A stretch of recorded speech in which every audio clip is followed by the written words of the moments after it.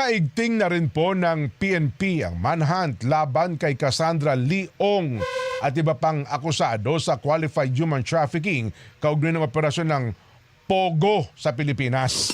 Inatasan po ng PNP Acting Chief Lieutenant General Milencio Nartates Jr.